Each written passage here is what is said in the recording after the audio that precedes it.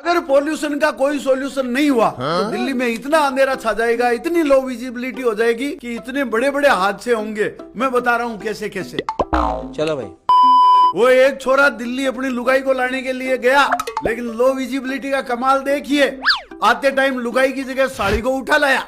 घर पहुंचने पर पता चला तो उसने ससुर जी को फोन किया, बोले सॉरी गलती से साड़ी आ गई है लुगाई की जगह। ससुर जी बोले कोई बात नहीं, उसको तो पहुंचा जाओ, मेरे तो 15 साल पहले और बड़ा हादसा हुआ। क्या हुआ? बोले जी मैं तो लुगाई की जगह अपनी सास को उठा लाया था।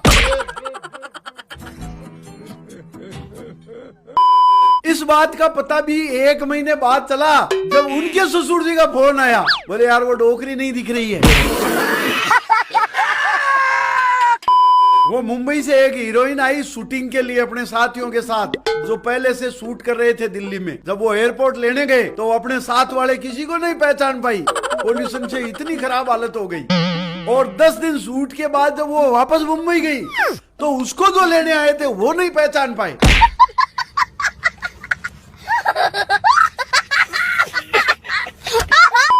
मतलब लो विजिबिलिटी के चक्कर में इतनी गलतफहमी हो जाती है कि ईडी सीबीआई वाले भी कई बार तो वो रेड मारने बीजेपी नेताओं के घर में भी घुस जाते हैं। अरे बाप रे, ये तो धोती खोल रहा है।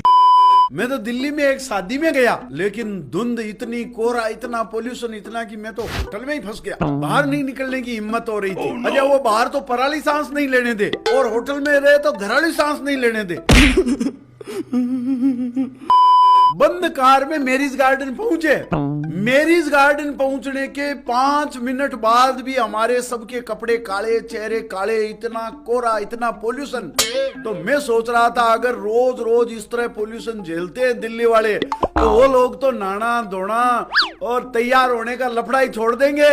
और अगर इसी तरह अंधेरा बढ़ता रहा तो दिल्ली के लोग तो कपड़े पहनना ही छोड़ देंगे।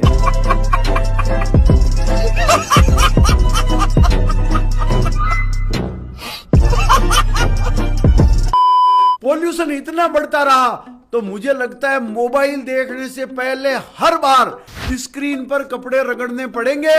और अगर और ज्यादा पोल्यूशन हुआ तो मुझे तो लगता है चश्मे के भी वाइपर लगाने पड़ेंगे।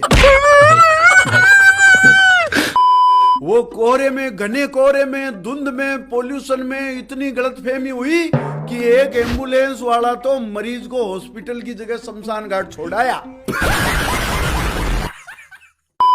वो बच्चे होमवर्क करके नहीं ला रहे थे, बहाना बनाया, बोले सर जब आप जो बोर्ड पर लिखते हो वो हमें नहीं दिखता तो हमारे कॉपी में किया हुआ होमवर्क आपको कैसे दिखेगा। गली में 2 बच्चे खेल रहे थे लो विजिबिलिटी के चलते, बैट लेकर भाग रहे थे, एक उधर एक इधर। मैंने कहा अरे फालतू क्यों भाग रहे हो, घर जाओ। बोले हम क्रिकेट खेल रहे हैं, रन बना रहे हैं। अरे मैंने कहा काहे को खेल रहे हो, बाकी के खिलाड़ी तो अब घर चले गए थे, उनको दिख ही नहीं रहा। भाई साहब सुनिए, ये पोल्यूशन की समस्या आज दिल्ली की है, कल हमारे सब शहरों की होगी। इसलिए आप सब लोग जहां तक हो सके कचरा कम से कम फैलाएं, गाड़ियां कम से कम चलाएं, अकेले गाड़ी लेके नहीं जाएं, पब्लिक ट्रांसपोर्ट का प्रयोग करें और किसी तरह का प्रदूषण न फैलाएं, प्लास्टिक कम यूज करें और इस कविता को ज्यादा से ज्यादा शेयर और लाइक करें।